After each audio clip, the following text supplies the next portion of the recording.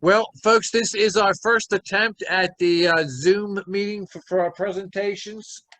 As you all know, there's no way that we could possibly do this at Hatch Auditorium safely. So this is our inaugural event. I particularly want to thank Will Greene. When I first approached him with this idea, he told me that he was a Luddite, which I had to go look up and found out what that meant. But now he is practically Bill Gates on this thing. So uh, we're hoping that this will go pretty smoothly. The audio buttons, if you're looking at your little taskbar on the very left side, you'll see a microphone. That microphone, we are only I'm going to have mine open, and Will have his open, of course, while he's running his PowerPoint. Uh, uh, he'll be able to speak over that, but these microphones on these things are very sensitive, so we would ask everybody to keep their microphones on mute so that we don't pick up any background noises. Also on your little taskbar, you'll see the word chat. If you press chat, it'll bring up a text box.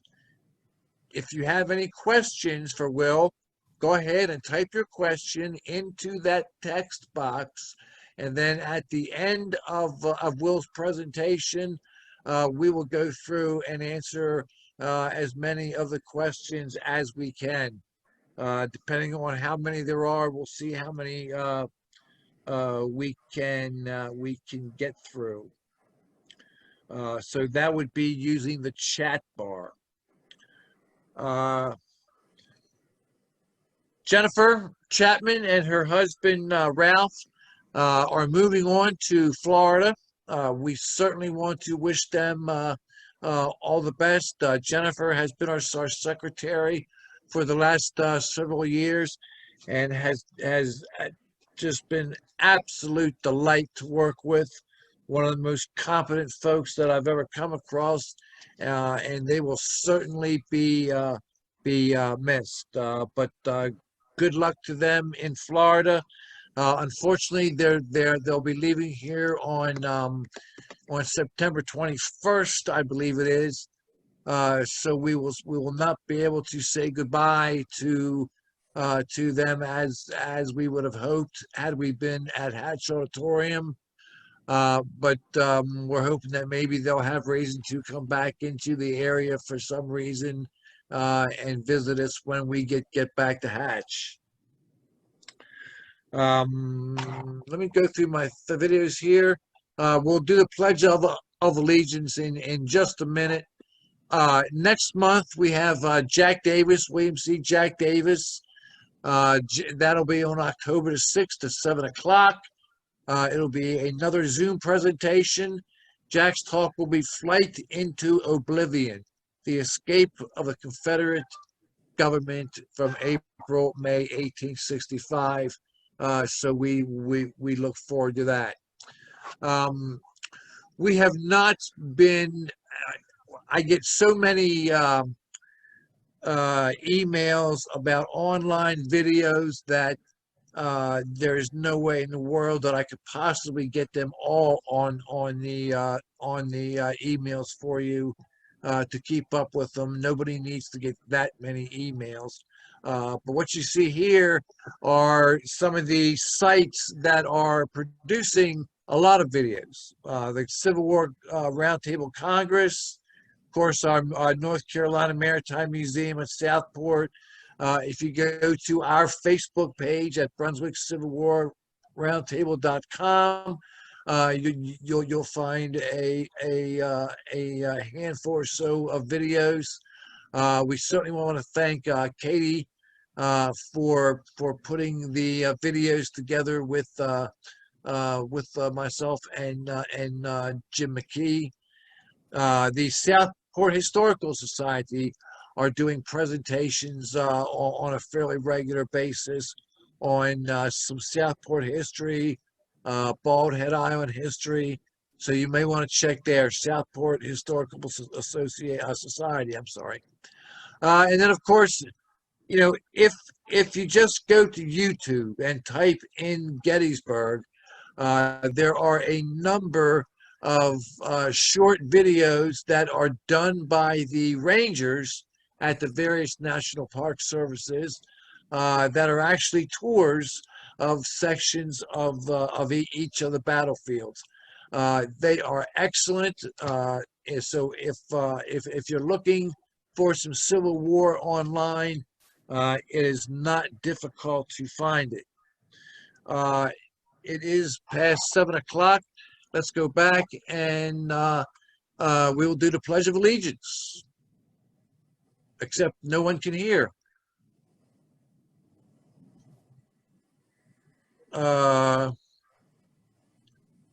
Can we turn on the microphones for just a second, then turn them back off, Pat?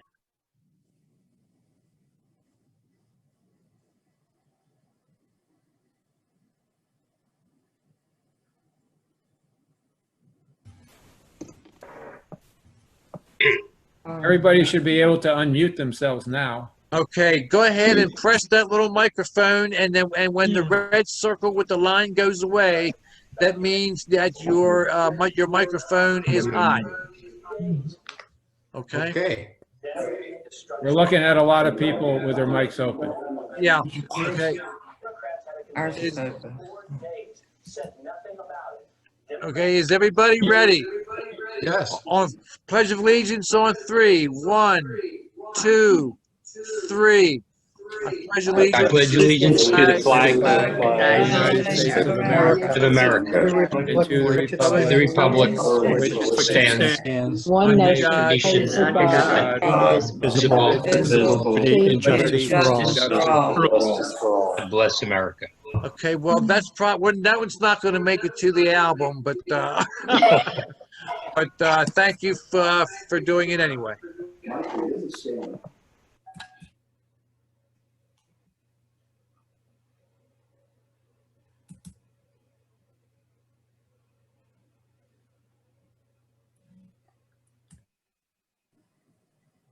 Mike, you're going to have to unmute yourself. I got him. Unmute. Okay.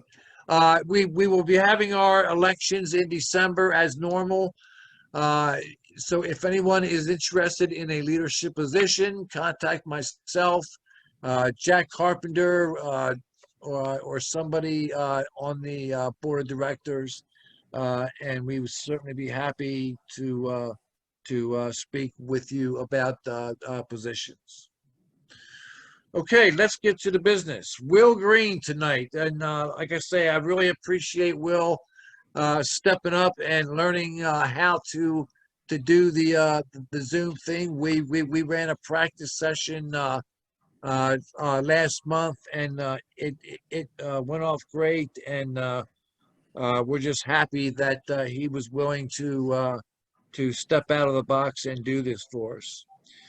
I've had a lot of really good days with the Brunswick Civil War Roundtable, and one of the best days that I had was when Will Greene took our group on a trip from Petersburg to Appomattox.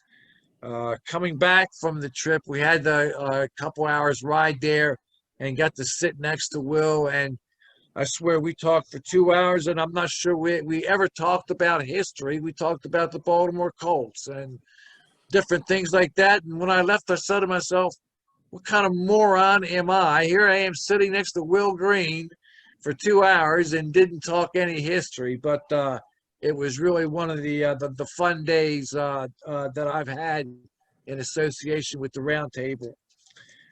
Will has had such a career, and let me run through some of this for you. Let's see, graduated Florida State University, postgraduate work at LSU. After he left LSU, he went to work for the National Park Service, and he worked at one of my favorite parks at Chalmette in New Orleans, which is great because you can gamble across the street from all night, and then when the park opens, go across the street and visit the park. It's one of those battlefields where you are looking straight up at the Mississippi River. It's a wonderful little park. I'm not sure what its condition is these days after Katrina. I understand that they came back, but I'm not exactly sure about that. But in 1990, Will left the National Park Service and was named the first director of the Civil War Preservation Trust. Now we call it the Civil War Trust. This is the premier fundraising and support group for battlefields of the Civil War. And recently, in the last year or two, they have expanded to not just Civil War battlefields, but battlefields of the American Revolution and others that took place on our country's land. 1995, he became first director of Pamplin Park at Petersburg. I was living in Richmond at that time, and I remember the trailers that they started with, and boy, he has certainly brought that organization a long way. He was also director of the National Museum of the Civil War Soldier, which in 1999. In 2005, President Bush assigned him to oversee the Institute of Museum and Library Services. This oversaw, advised, and supported the nation's museums and libraries. And in 2017, Will retired. And the poor guy's playing golf every week now. And we've been trying to get together in Myrtle Beach to play. And after saying these nice things, I'm probably expecting to get 2 strokes from him when we do that. But when not on the golf course, he is working on a definitive work on a trilogy on the Petersburg campaign. And if you're familiar with Will's books, you know the research that goes into them, and I believe that his trilogy will do for Petersburg what Ed Bars's trilogy of Vicksburg did for that battlefield way back when. But seriously, we appreciate the effort that he has made to be here with us tonight.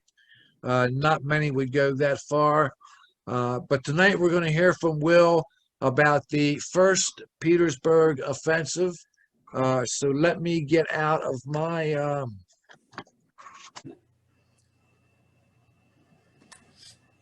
There All you right. go. Now let's go to the next slide. We got it. All There right. you go. Again, I appreciate that, Pat. Thank you. All right. Now, let's get back to the history. The Petersburg Campaign, of course, originates with the elevation of Ulysses S. Grant, the supreme command of all Union armies in the spring of 1864. Grant brought 2 strategic principles to his new post. First, apply simultaneous pressure across all theaters of the war. And second, in Virginia, where he chose to make his headquarters with George G. Meade's Army of the Potomac, pursue relentless offensive operations, rejecting the previous experience of fighting a major battle, followed by a period of refitting and inactivity. Grant would implement his plan in early May, launching his protege, William T. Sherman, into North Georgia, aimed at defeating Joseph Johnston's forces and targeting the railroad hub at Atlanta. In Virginia, Meade would apply a laser focus to Robert E. Lee's Army of Northern Virginia, while smaller forces moved up the Shenandoah Valley and ascended the James River to Bermuda Hundred, south of Richmond. Both of these auxiliary campaigns failed in mid-May. Franz Sigel defeated at Newmarket in the Valley, and Benjamin Butler's Army of the James stymied at Bermuda Hundred. The Army of the Potomac crossed the Rapidan River and fought a series of costly engagements at the Wilderness, Spotsylvania Courthouse, and Cold Harbor, losing some 60,000 men in the process, but inflicting sufficient losses on Lee that all but destroyed Lee's offensive capabilities. A new threat in the valley prompted Lee to detach Jubal early and about 1/3 of his force, ensuring that Lee would, by necessity, adopt a defensive posture against Grant and Meade. With Butler's access to Richmond blocked by Confederate forces under PGT Beauregard at Bermuda Hundred, and Lee immovable in his defense of the Confederate capital north of the James River, Grant made a bold decision. He would secretly shift Meade's entire army across the James and capture Petersburg, 23 miles south of Richmond, and the capital's logistical and supply nexus.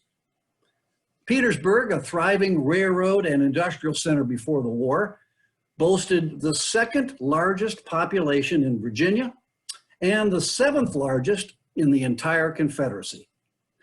No fewer than 5 railroads led to the Cockade City, 3 of which, the Richmond and Petersburg, the South Side, and the Petersburg and Weldon, remained crucial to Confederate supply systems on the eve of the campaign.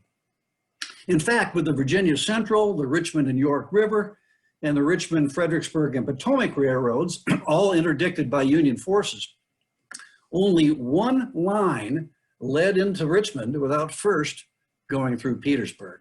So the point of all this is that with Petersburg in Union hands, Richmond would be doomed, and its loss, symbolically and industrially, would sound the death knell of the Confederacy.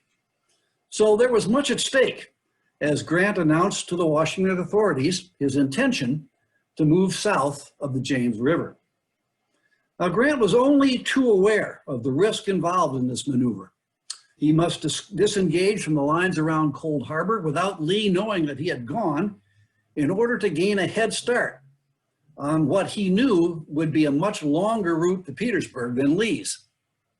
Once Lee realized that he had departed, Grant would need to persuade the Confederate commander that he intended to approach Richmond along the same routes used by George McClellan 2 years previously, north of the James. Now, even if all this went according to plan, Grant must still march 50 miles, negotiate the swampy Chickahominy River, and then cross the mighty James, where the James River was as much as 4,000 feet wide and 80 feet deep. And he needed to do so at a place that was beyond Confederate intelligence. At every point in the journey, the Army of the Potomac would be spread out and vulnerable, never more so than in the process of crossing the James. The movement also would put Butler's army in jeopardy, as Grant would be too distant to rescue the beast if Lee attacked him. Moreover, such an operation defied the preference of the administration, which nurtured a perpetual fear for the safety of the national capital, and saw the removal of Meade's army as an invitation to the Confederates to threaten Washington. Now, thus far, Grant's results as general-in-chief had been disappointing, and a disaster of any description en route to Petersburg would most likely exhaust even President Lincoln's willingness to keep Grant on a long leash. Now, Grant would conduct the movement to the James almost flawlessly, employing speed, stealth, deception, and solid planning to accomplish what Porter Alexander called the most brilliant piece of logistics during the war.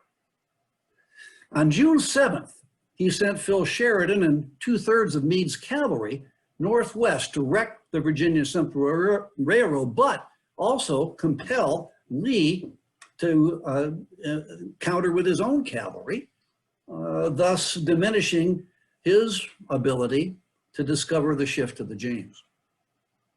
He arranged for a motley fleet of ferry boats to move up the river from Fort Monroe and dispatched engineers to locate the best place to build what would be one of the longest military bridges in history. He then authorized Butler to destroy the railroad bridge across the Appomattox at Petersburg to thwart Lee's ability to rush defenders into the city from Richmond, although this effort would fail on June the 9th as old men and young boys manned the ramparts in time for Beauregard's forces to arrive. Now, Grant began his march on the night of June the 12th. 5 Army Corps silently abandoned the Union lines, including Baldy Smith's 18th Corps, Butler's army that had been sent to Grant prior to Cold Harbor. Each corps disengaging from north to south followed carefully chosen routes to expedite the movement. The 18th Corps marching to White House Landing on the Pamunkey River to make the journey by boat via Fort Monroe, then up the James. The Chickahominy River would be the first obstacle, described by one Union officer as a wide ditch, partly choked with rotten logs and full of brown, tepid, sickly-looking water, whose slow current would scarcely carry a straw along. The plan called for a crossing at 3 separate points via pontoon bridges, as all permanent spans had been destroyed. Union cavalry scattered the few Confederate pickets guarding the upper 2 sites, and the engineers promptly built their bridges. By dawn on June 13th, Meade's army was either south of the Chickahominy or poised to cross. Now, in order to persuade Lee that he was moving in McClellan's 1862 footsteps, Meade sent 2 divisions of Gouverneur Warren's 5th Corps and a brigade of cavalry west from Long Bridge toward the crossroads at Glendale, scene of a bitter battle on June 30th, 1862. Lee's army awoke on June 13th to discover the Yankees gone, while reports circulated about a Union force approaching Glendale.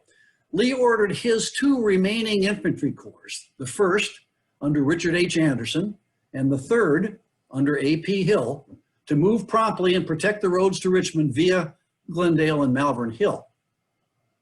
A sharp fight on the 13th left modest casualties and Glendale in Confederate hands, but reinforced the notion in Lee's mind that this thrust might represent Grant's next attempt to capture Richmond. Now, this is not to say that Lee was insensible to the possibility of a Union attempt to cross the James. He had predicted the likelihood of such an occurrence many days earlier. But this is important to remember. The Confederate commander's primary responsibility was to protect Richmond. And until he could be sure that Grant no longer posed a threat to the capital, Lee would maintain his position on the north side, counting on Beauregard to provide timely intelligence regarding enemy operations to the south. And because all of Meade's pontoons were required to span the Chickahominy, Grant placed Butler in charge of bridging the James. Butler dispatched his chief engineer, Brigadier General Godfrey Weitzel, to select the crossing point and oversee construction. Weitzel would recommend a point on the Wyandotte Peninsula where the river measured a little less than 2,000 feet across. But the banks here on both sides would require significant modification. So Butler assigned 150 men to cut huge cypress trees for use in building the approach to the swampy left bank, while others prepared a ramp on the south shore to connect the bridge to the local road network. Despite delays in receiving the necessary supplies, engineer troops worked with a will.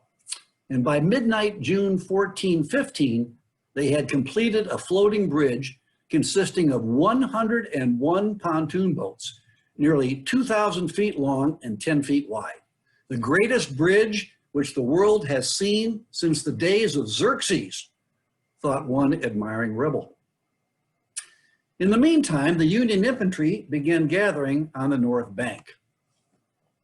On June 14th, Winfield Hancock's 2nd Corps, Horatio Wright's 6th Corps, and Ambrose Burnside's 9th Corps, and most of Warren's 5th Corps were on the north bank in position to cross, having negotiated the intervening ground without any interference.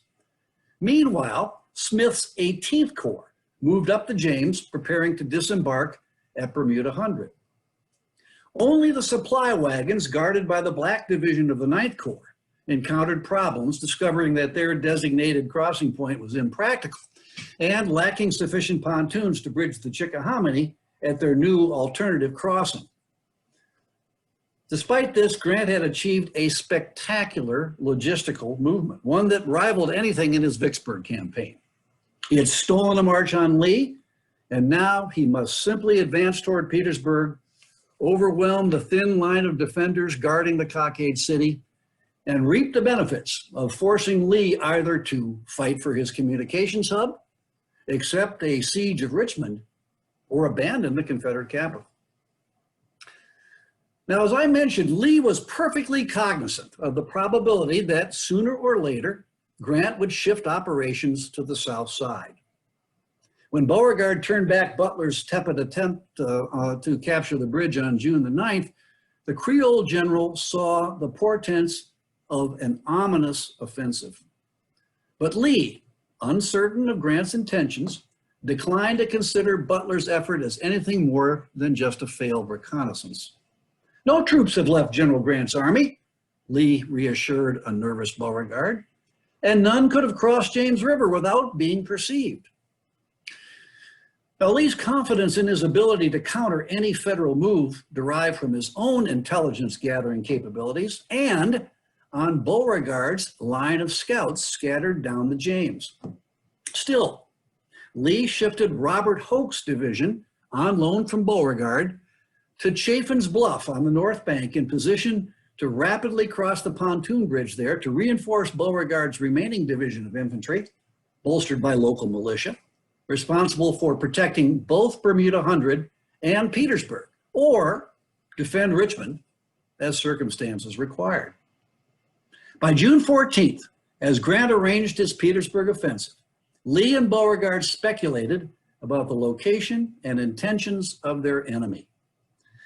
Lee responded to an inquiry from President Davis early that afternoon by speculating that, quote, "I think the enemy must be preparing to move south of the James." Lee knew that the Federals were moving south, of course, and that large numbers of Yankees had boarded boats at White House Landing. But this could mean that Grant was just changing his base to Harrison's Landing, where he could be resupplied in preparation for a renewal of the previous day's attack at Glendale, and that the shipboard troops were on their way north, joining other troops whose terms of enlistment had expired. "We ought to be extremely watchful and guarded," Lee advised, but alertness did not equate to shifting focus from Richmond to Petersburg. Now, Beauregard, for his part, was a little less ambivalent about Grant's intentions. He beseeched the War Department to return Hoke's division immediately, warning that if some combination of Butler's and Meade's army attacked him, I cannot answer for consequences. When this appeal elicited no response, Beauregard took matters into his own hands and sent orders to Hoke at 10 p.m. June 14th to immediately move across the James. He also sent staff officers to Lee to justify the shift, but the absence of hard evidence and Beauregard's penchant for the fantastic left both Richmond and General Lee unconvinced of imminent disaster.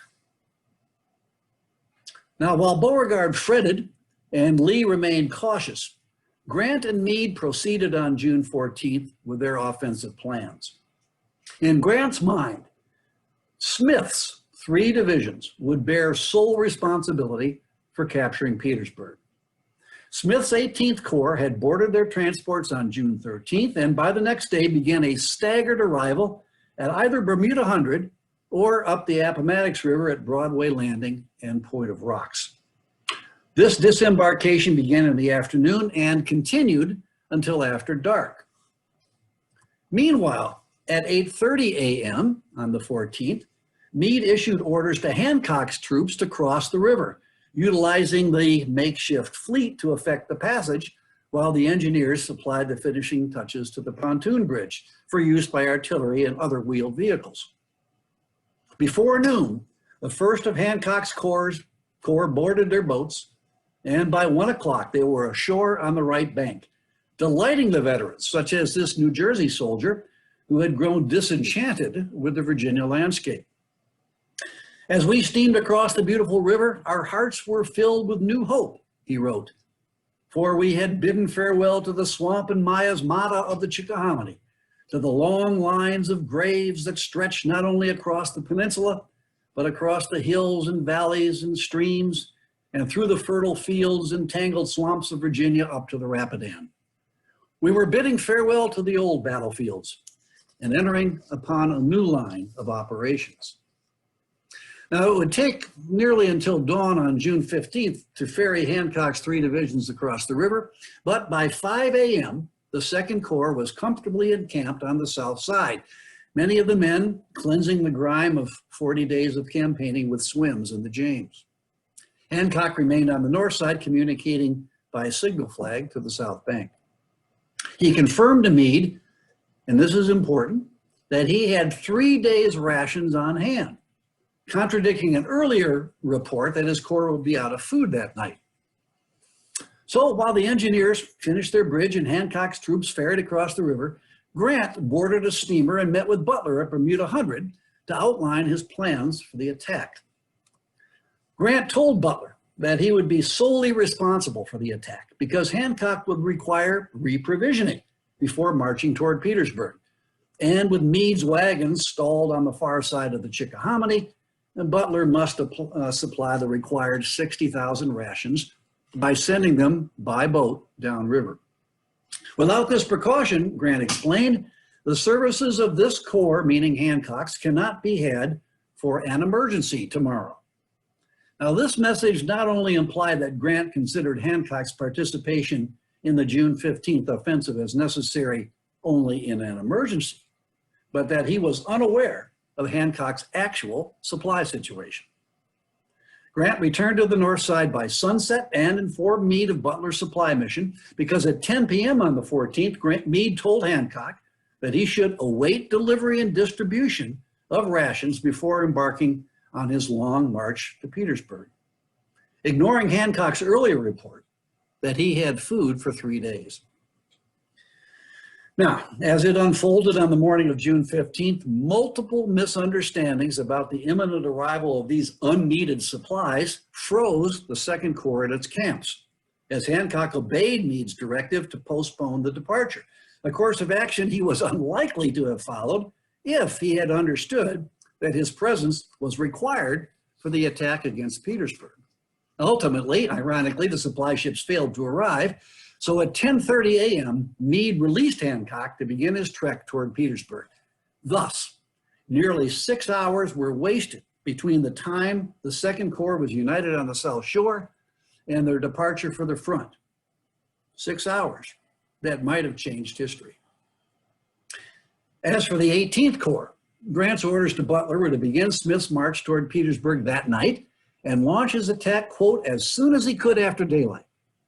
Grant assumed that Smith would capture Petersburg that morning and that Hancock would be available later in the day to help Smith hold the city should Lee try to redeem the situation.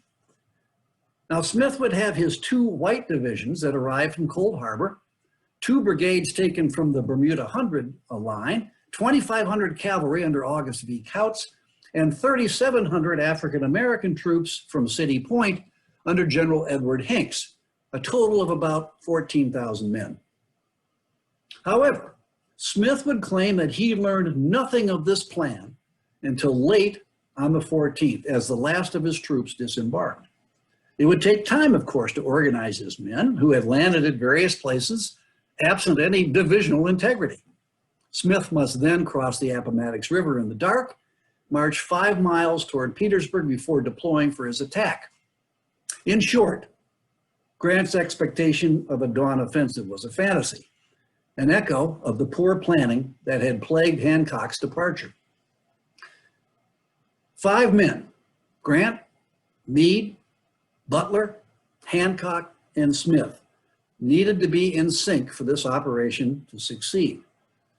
But Grant failed to communicate his plans to all of his subordinates, and thus, like a football team that had orchestrated a long drive only to stall at the 3-yard line, the General-in-Chief jeopardized the potential payoff from his brilliant march to the James. Now, P.G.T. Beauregard had been in command of the Department of North Carolina and Southern Virginia since April 23, 1864, a vast theater of operations that extended from where you all are, the mouth of the Cape Fear River, all the way to the south shore of the James. The Virginia portion of his domain was known as the 1st Military District and was under the command of former Virginia Governor Henry A. Wise. Now, Wise had authority only over the garrison troops in his district, while Bushrod Johnson's infantry division bore responsibility for containing Butler at Bermuda 100, behind a compact defensive line known as the Howlett Line, extending about 4 miles from the James on their left to the Appomattox on their right. Because a portion of Johnson's division was on detached service, Beauregard deployed only about 3,300 men on the Howlett line. At Petersburg, an elaborate defensive perimeter called the Demock line stretched about 10 miles, featuring 55 artillery batteries connected with an infantry curtain and anchored both above and below Petersburg. Only about 4,000 men covered this expansive line, including a large contingent of local militia, less than 1/3 of Smith's approaching force. No wonder Beauregard feared a disaster and was so adamant about returning Hoke's 6,600 men to his command. But despite the Louisianans' orders the previous night, Hoke would not start to cross the James until nearly noon on the 15th, leaving Beauregard on his own in the impending clash. Now, once informed of his assignment, Smith quickly organized his arriving infantry, many of whom enjoyed little or no rest before starting their march across the pontoon bridges spanning the Appomattox. Smith's plan called for Kautz to lead the way, dispersing any resistance outside of the Demock line and allowing the infantry to march directly against the works, according to Butler, held by only a skeleton force. The Federals began their march between 2 and 3 a.m., but Kautz was delayed in crossing the bridges, and not until around 5, nearly half an hour after dawn, would Smith's 2 white divisions join Hinks on the south bank. The Union cavalry rode ahead as directed and encountered a stubborn cavalry force, as supported by infantry, dug in on high ground at the Baylor Farm, several miles east of the Demock line. Declaring the resistance too powerful for cavalry, Smith called on Hinks to shove the rebels aside. The blacks lurched ahead in their first real combat, absorbing significant casualties from a single cavalry regiment supported by 1 battery of artillery. Eventually, the 400 or 500 Graycoats fell back, giving the blacks a hard-earned victory, accompanied by a sinister byproduct: the intimidation of Baldy Smith. At a most unexpected place, I had been called upon to develop my force and make an assault, and this fact caused me at once to cease taking anything for granted that had been asserted, Smith would explain. Grant's dawn attack, already a moot point, would now face further delay. Smith resumed his advance with extreme caution, advancing a skirmish line and halting at every intervening ridge between Baylor's Farm and the Demock line. Not until afternoon did the Federals pull up in sight of the Confederate defenses. Smith deployed his 3 infantry divisions from the Appomattox on his right, southward, with Hinks on his left, and the cavalry ranging even farther south. All along the line, rebel cannon belched out at their new targets, inflicting minor casualties, but further persuading Smith that, contrary to Butler's assurances, Beauregard's defenses were substantial. Smith opted to conduct a thorough reconnaissance, and it would take him nearly all afternoon to decide on targeting a position called Battery 5, a salient near the City Point Railroad. Meanwhile, Hancock left the south bank of the James in an ambulance, his festering Gettysburg wound preventing the Corps commander from actively overseeing his march. His men wilted under unrelenting heat, traversing poor roads and armed with faulty maps, so inadequate that Francis Barlow's division marched in the wrong direction and became lost. Not until 5:30 p.m. did David Birney's division reach a crossroads about 4 miles east of Petersburg. Here, breathless couriers arrived from Grant and Smith with orders to immediately support Smith's impending attack. Surprised by the urgency of these orders, Hancock struggled to determine precisely where Smith wanted him to go, confusion abetted by poor staff work. The same lack of an informed guiding hand that had so delayed Hancock's march compromised the ability of Smith and Hancock to cooperate. With Meade completely out of the command loop, Butler doing little to encourage Smith to attack, and Grant passively relying on Butler to keep him apprised, seemingly unconcerned that his offensive had been so long delayed. Now, Smith's personal reconnaissance that afternoon, an exercise that required 2 hours, identified a ravine between batteries 6 and 7 that offered sufficient defilade to move a body of troops behind powerful battery 5. Even so, Smith feared that if the works contained a strong complement of infantry supporting the obvious artillery presence, any attack would fail. My best chance of success, he explained, was to trust to a very heavy skirmish line, which would not of itself attract much artillery fire and which yet would be sufficient to do the work if the enemy was not very strong in infantry. Troops from William Brooks's division would initiate the attack, triggering supporting assaults by John Martindale's division on his right and Hinks's African Americans on his left.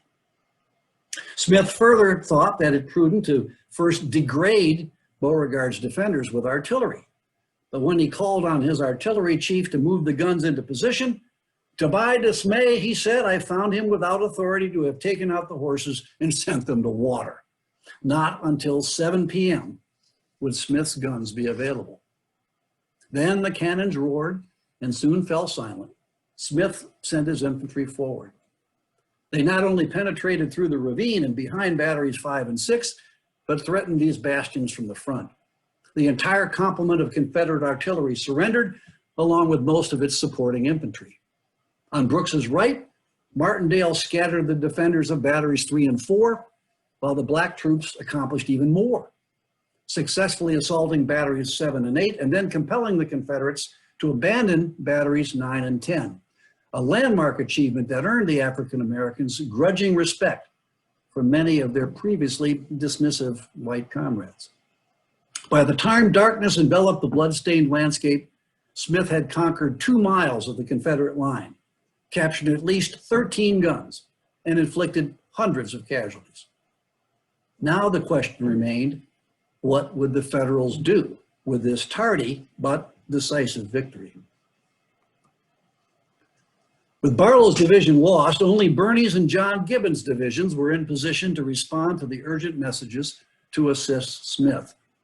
But as I said, poor communications and confusing geography conspired to delay their arrival until after dark, when the serious fighting had already run its course. Hancock met with Smith about 9 p.m., who explained what had transpired and pointed out the extent of his achievement. Hancock confirmed that Birney and Gibbon were available to continue the offensive.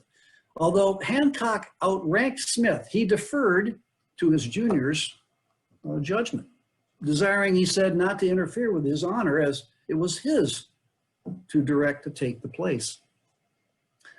Smith declined to resume the attack, requesting only that Hancock's 2 divisions relieve Brooks and Hinks at the front and prepare to meet any Confederate counterattack. Second Corps units stumbled forward in the dark and between 11 p.m. and 3 a.m. occupied the captured line.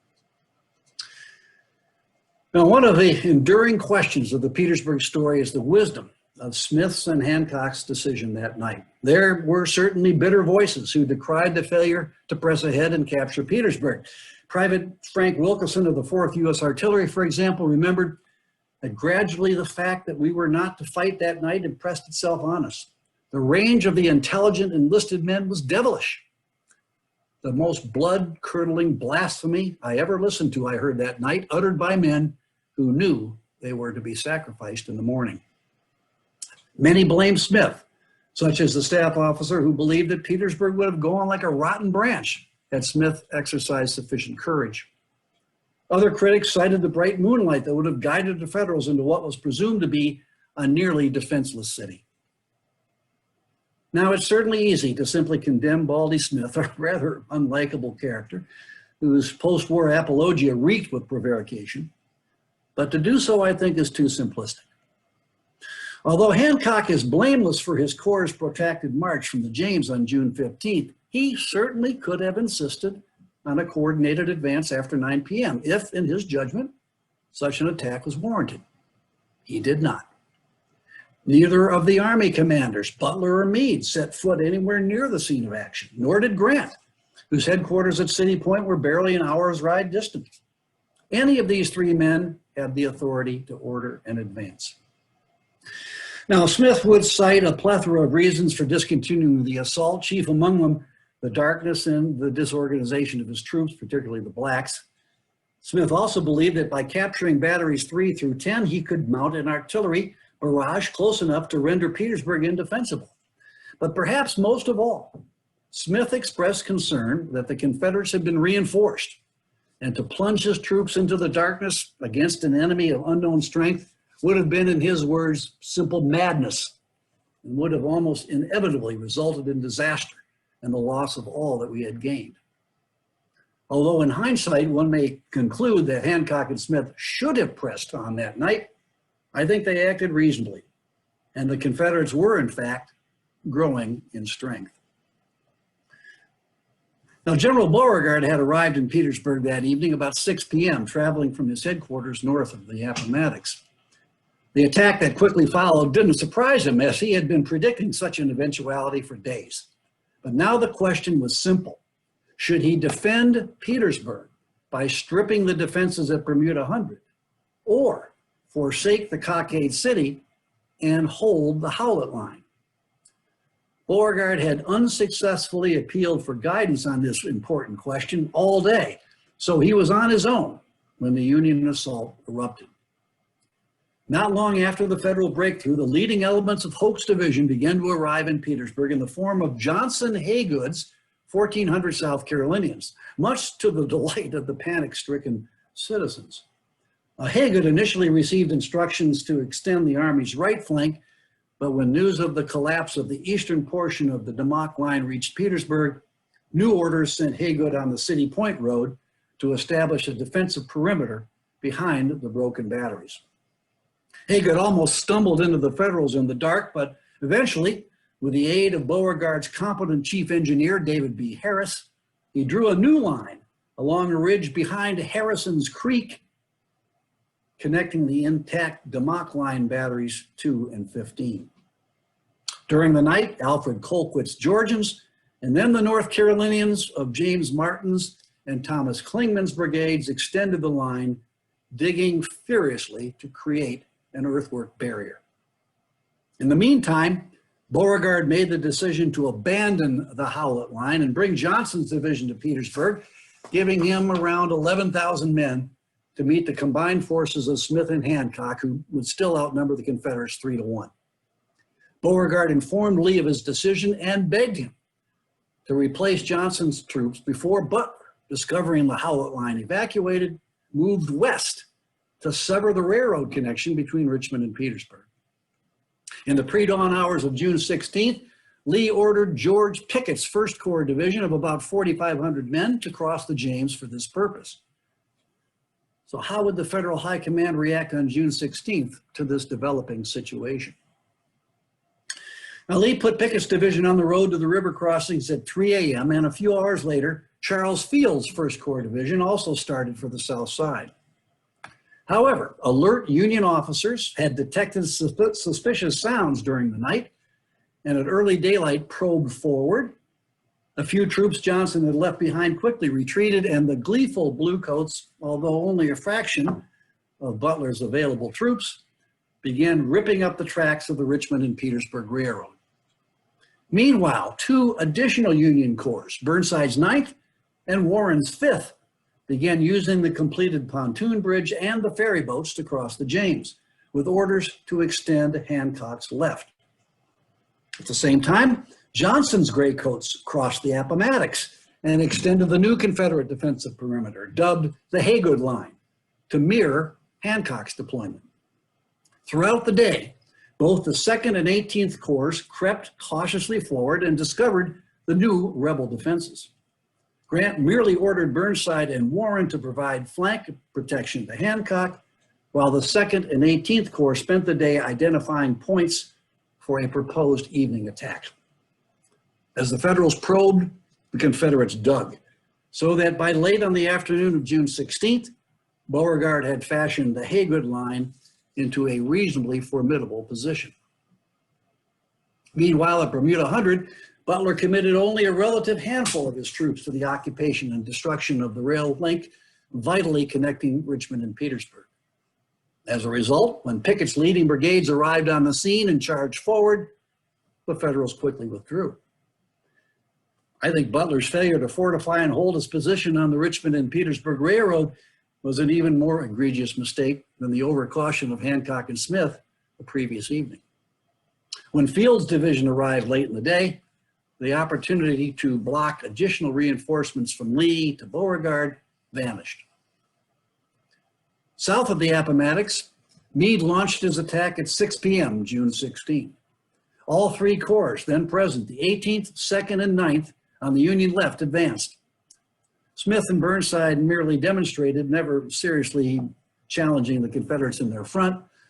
Hancock's attack was a bit more spirited and resulted in the captures of batteries 13 through 15, but ran out of steam at dark without seriously damaging Beauregard's perimeter.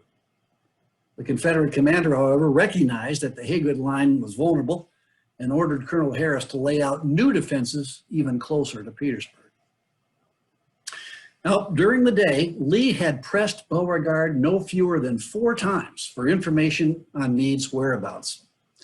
At 9:30 a.m., Beauregard had notified Lee of Hancock's presence, but that message was delivered to Lee's headquarters north of the James. And when Lee shifted his command post to the south side, this important communique failed to catch up. Not until 7 p.m. would Beauregard again mention the presence of the Second Corps. News now to Lee that at least a portion of Meade's army had crossed the James. Inexplicably, despite the skirmishing conducted by Burnside that evening, Beauregard remained unaware that the 9th Corps was on the ground, not to mention the swiftly arriving 5th Corps. How Beauregard's network of scouts along the James failed to detect the 2,000-foot-long pontoon bridge and a fleet of vessels ferrying tens of thousands of Yankees toward Petersburg remains a mystery. Thus, Lee contented himself with shifting Kershaw's final 1st Corps division closer to the pontoon bridge, but keeping A.P. Hill's 3rd Corps on the north side in position to defend Richmond against what was now a phantom force. Now, after the fighting died out on the evening of June 16th, Grant informed Meade that Butler reported as many as 50,000 Confederate troops had been spotted between Malvern Hill and Deep Bottom on the north side of the James. Grant admitted, however, that, quote, not knowing appearances in front of you, I cannot give positive directions how far or how hard you should push in the morning. I will leave this to your judgment, knowing that you will push any advantage that may be gained. Thus, the General-in-Chief continued to delegate operational decisions to Meade. The first offensive at Petersburg was almost entirely Meade's show. The Pennsylvanian did not hesitate. He passed the information on to Hancock and Burnside, encouraging those officers to launch attacks to exploit the huge, if possibly fleeting, numerical advantage over the beleaguered Beauregard. Hancock's corps had been bloodied on the 16th, so the primary offensive burden on June 17th would fall on Burnside. Burnside's Black Division had not yet crossed the James, so he would have the services only of his 3 White divisions. During the course of the day, each of these divisions would venture separate assaults, never achieving coordination with each other or the 2nd and 5th Corps on their flanks. The morning assault, conducted by Robert Potter's division, targeted the southern flank of Beauregard's defenses, centered on a high knoll occupied by the Shand House. Potter's men had crept to the base of the hill during the night, and at dawn charged up the slope, sending Wise's Virginians and Matt Ransom's Tar Heels fleeing, while decimating the Tennessee Brigade, capturing 600 men, along with all 4 of the guns on Shand's Hill. Potter expected that his victory would be exploited by the 2nd Corps on his right and reinforcements from James Ledley's 9th Corps division in his rear. But neither of these units advanced. Ledley citing that terrain was too difficult to navigate, and Hancock's men claiming with dubious veracity that they had tried to attack. It was the same old story over again, a most spirited and gallant attack without adequate supports, observed a veteran in the 36th Massachusetts. Had a single corps been on the ground in position, or had the divisions which were ordered to support us been ready to advance, the fearful carnage of the 2 succeeding days would doubtless have been prevented, and the long, tedious, wasting, bloody siege of Petersburg might have been avoided. Orlando B. Wilcox's 9th Corps Division had spent the night behind the 2nd Corps, but about 10 a.m. on June 17th, they marched to the deep ravines east of the Shandhouse Ridge. Burnside assigned his chief engineer, the eccentric Major James St. Clair Morton, to identify the most likely ground for Wilcox's attack. Morton selected terrain north of the Shandhouse, where the Confederates who had been defeated that morning were desperately preparing a new line of works that was of limited utility. Wilcox's men boiled out of their protective ravine about 2 o'clock, hampered by a faulty tactical alignment and greeted by waves of Confederate canister. Nevertheless, the Federals almost reached the makeshift Confederate works when Major Morton directed the men to execute a half-wheel to the right, causing them to march parallel to the enemy line for 200 yards and exposing their entire left flank to the rebel defenders. Morton paid for this ill-conceived tactic with his life, and Wilcox's men fled for safety behind Hancock's recumbent troops. It seems as though our blue coats lay there thickly as sheaves of grain on a bountiful harvest field, wrote a Wisconsin soldier. It was a veritable harvest of death. The final 9th Corps attack of the day came from the division commanded by James H. Ledlie. Now, Ledlie, of course, would become infamous for his role in the Battle of the Crater 6 weeks later, but his flaws were already apparent to any observer. His previous combat experience at the North Anna River in May featured a drunken and unauthorized attack. By the time his division was ready to execute their orders on June 17th, Ledlie was too inebriated to assume command. The supply of artificial courage which he had taken carried him beyond the proper counterpoise and rendered him orders to combat in which condition he remained in the ravine, explained a Massachusetts captain. One of Ledlie's brigade commanders led the assault, which began shortly before sunset. The Federals struck Wise's regiments and a portion of Stephen Elliott's South Carolina brigade and collapsed the Confederate defenses. But by 10 p.m., the Federals ran out of steam and ammunition, and a series of Confederate counterattacks regained the lost ground. The fighting finally petered out about midnight. All during that day, Colonel Harris had worked diligently to identify a third line of defense closer to Petersburg. Once the combat subsided, Beauregard's exhausted warriors quietly slipped out of the Haygood line and fell back to Harris's designated position 800 to 1,000 yards in the rear. The weary rebels spent what was left of the night frantically digging. At Bermuda 100, Pickett had restored all of the works that had been lost the day before, while Butler seemed content with the defensive, despite being sent 2 6th Corps divisions. As frustrating as the Federal performance on June 17th must have been to Meade and Grant, Robert E. Lee suffered his own measure of anxiety that day. At daybreak, he again pressed Beauregard to clarify the identity of his opponents. The Creole commander replied that he faced 2 corps of Federals, presumably meaning the 18th and 2nd Corps, still failing to acknowledge the presence of Burnside and Warren. At 11:15 that morning, Beauregard compounded the confusion by informing Lee that Warren had likely departed for the Piedmont to confront Early, boldly suggesting that Lee send him reinforcements so that he could crush the Yankees in his front. But not long thereafter, Beauregard changed his tune, telling Lee that a local citizen had reported as many as 30,000 Federals crossing the James and appealed for help to hold his position. One can only imagine Lee's reaction to this conflicting intelligence.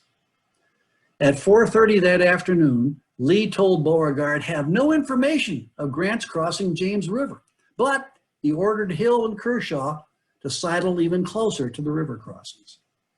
Then at last, Beauregard provided Lee with unambiguous confirmation that the 9th Corps was on the ground in front of him and that the 5th and 6th Corps were either there or en route to Petersburg. Lee finally had the information he needed to shift his army.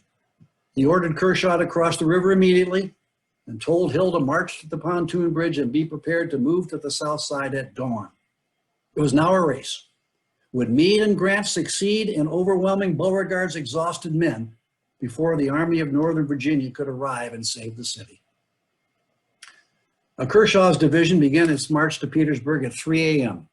And a few hours later, Hill's corps started tramping across the pontoon bridge at Chaffin's Bluff, while Field's brigades left their works at Bermuda 100, following in Kershaw's footsteps. Union forces were also on the move that morning, reacting to Meade's nighttime orders to commence a coordinated advance at daylight. 4 corps, the 18th, 2nd, 9th, and 5th, from north to south, lurched forward, prepared to engage the Confederates.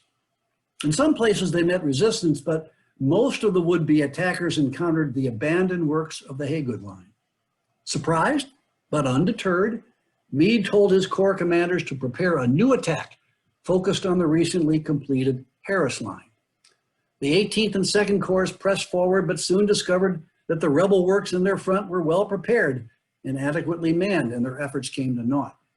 Farther south, the 9th and 5th Corps never advanced at all, either claiming to be stymied by a lack of flank protection or professing that they had never received mandatory orders to assault.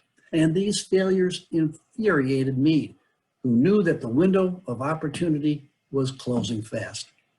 For once losing his poise, the Army commander snapped, "I find it useless to appoint an hour to effect cooperation," and he demanded that all 4 of his corps make an immediate attack, irrespective of the disposition of the other corps.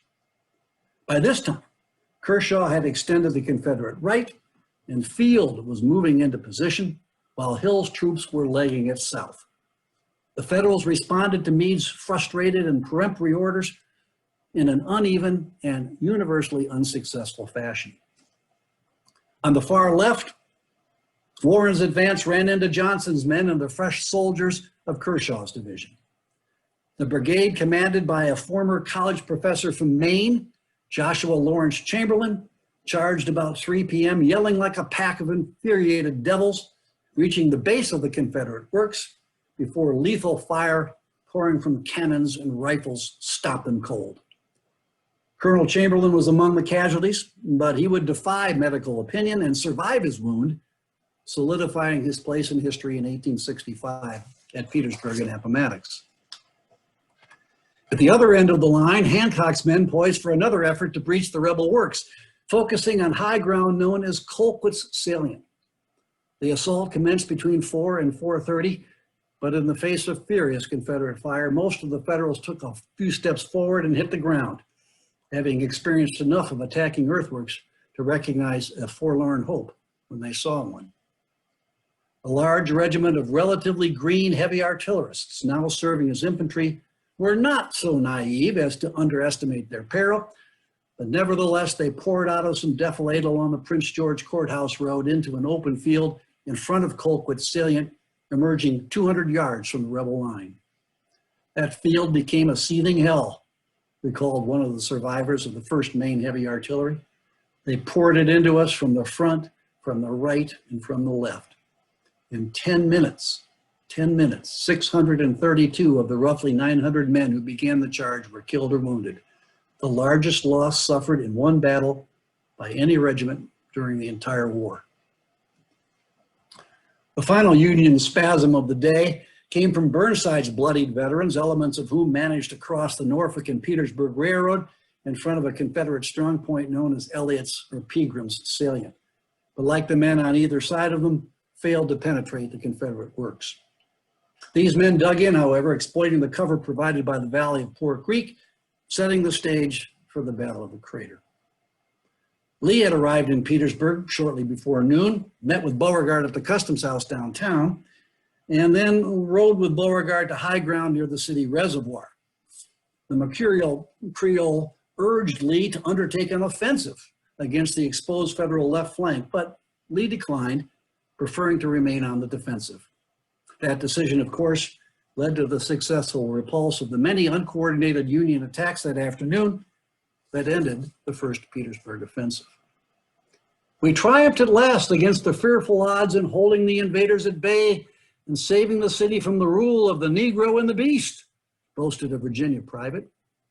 The Yankees, as a large force, admitted a South Carolinian, but if they keep on charging, we will have them all killed in a few days.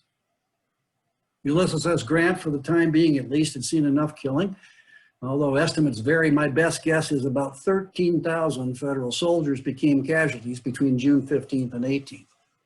Confederate casualty figures are even more murky, but 2,500 to 3,000 seems a reasonable guess. About 10 o'clock that evening, George Meade sent a summary of the day's action to Grant, concluding by expressing great regret that I am not able to report more success, and adding, but I believe every effort to command it has been made. Grant immediately replied without a hint of condemnation.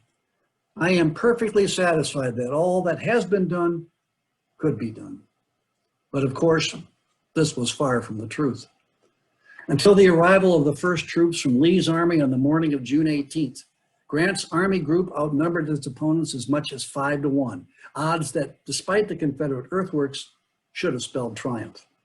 A few weeks later, Meade confessed to a trusted staff officer that I should have taken Petersburg. I had reason to calculate on success, but he didn't. Why? The primary cause of the federal failure can be found in the condition of its troops, particularly Meade's own Army of the Potomac. The Army is exhausted, admitted its commander. With 49 days of continued marching and fighting, it absolutely requires rest. Moreover, he added, we cannot replace officers with experienced men, and there's no time for reorganization or careful selection.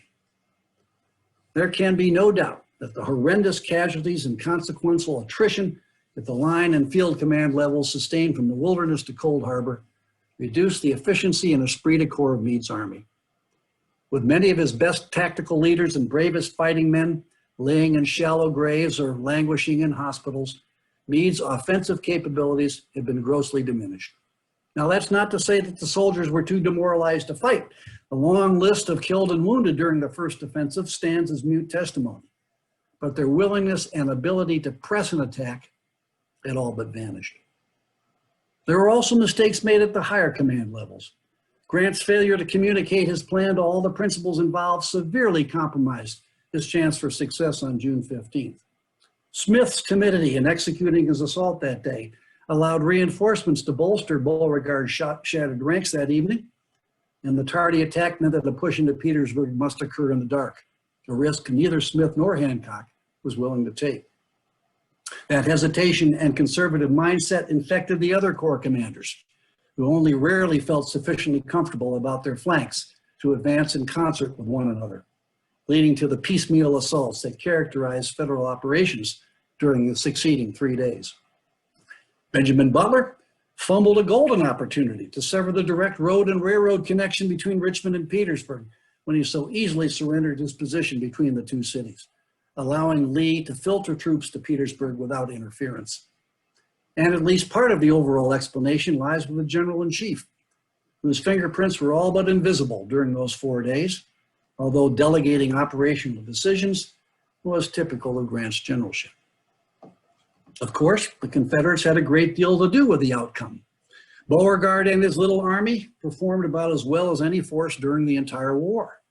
As one observer put it, with such fearful and almost incredible odds against him, General Beauregard maintained a successful barrier to the Federal advance, a feat of war almost without precedent. Well, that may be overstating the case just a tad. Beauregard certainly deserves high praise for selecting his 2 new lines of defense, timing the evacuation of the old lines flawlessly, and allocating Hoke's and Johnson's brigades properly. However, there's little evidence of Beauregard's influence on the combat that thwarted the Union attacks, credit for that residing with subordinate officers to the limited degree of tactical improvisation when fighting on the defense. On the negative side of Beauregard's ledger, his remarkably poor intelligence and inconsistent assessment of the situation in his front contributed to Lee's hesitation to reinforce his beleaguered comrade. As for Lee, historians often cite his failure to reinforce Petersburg more quickly as one of the worst blemishes on his record.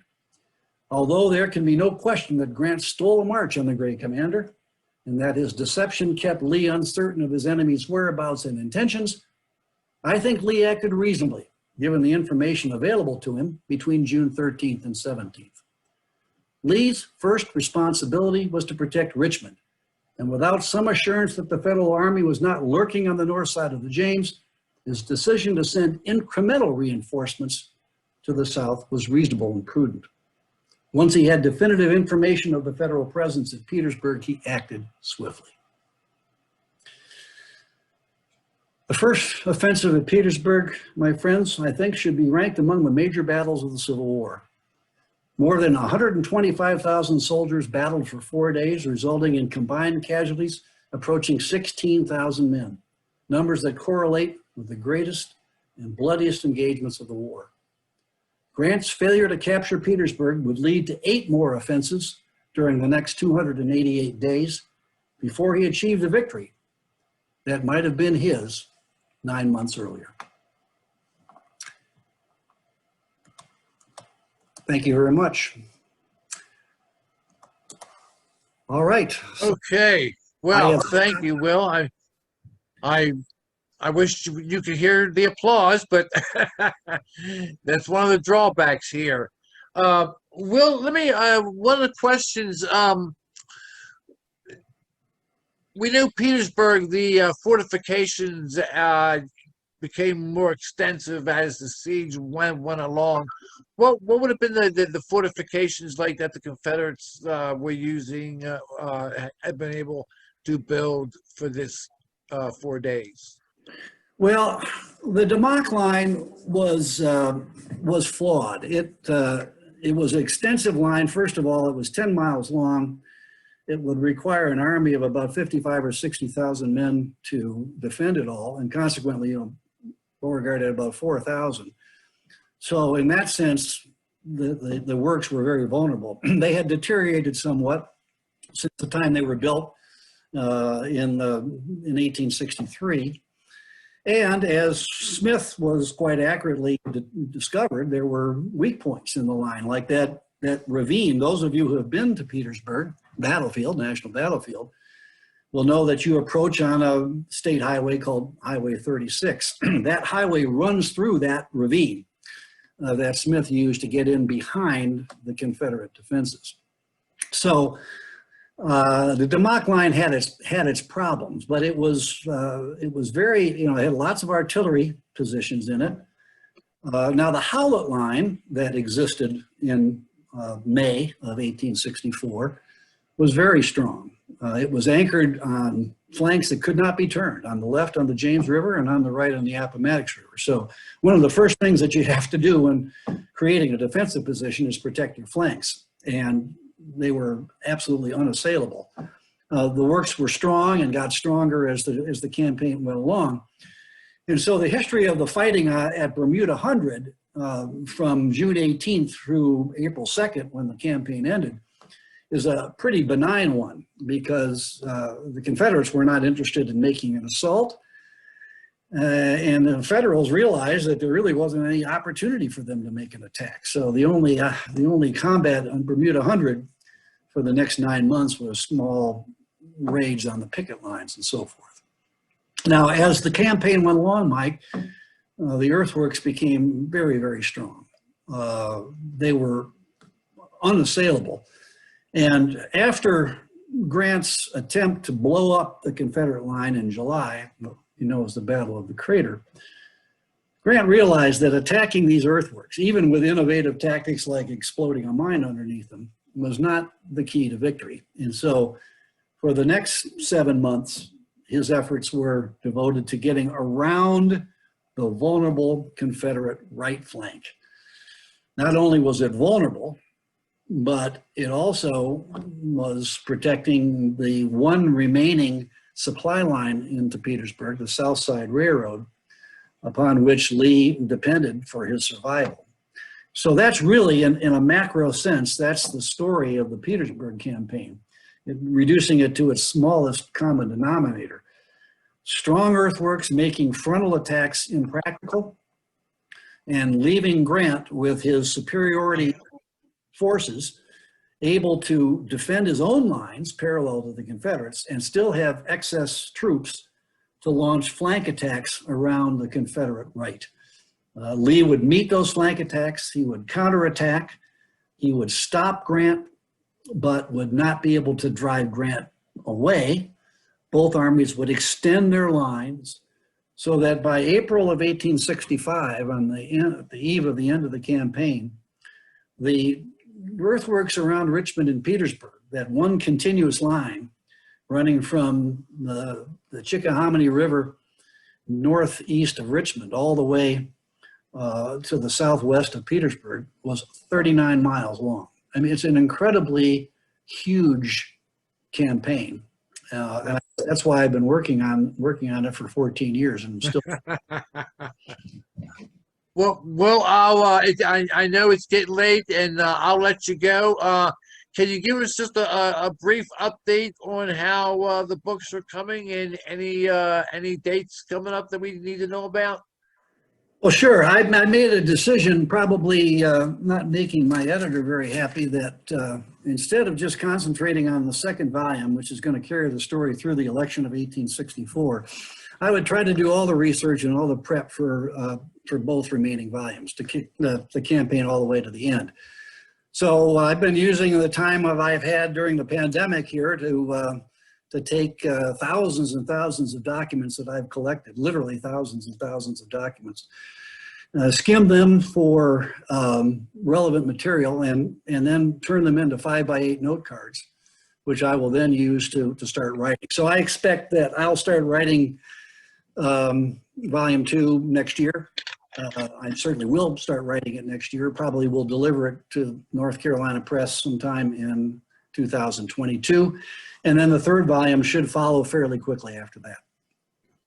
Great, that sounds good. Using note cards, huh? That's old school, Will. That's old me. school, buddy. Hey, listen, look at me. I'm old. I am old. Well, listen, hey, Will, thanks very much. And as always, if you get up this way, give me a call. We'll meet in Myrtle Beach, and you can steal some money out of my wallet. Yeah, you're going to give me 2 shots, because I remember you. Thanks a lot. Hey. And thanks to everybody that tuned into this. We appreciate it. Sure. Thanks, Will. I'll be in touch with you shortly, Will.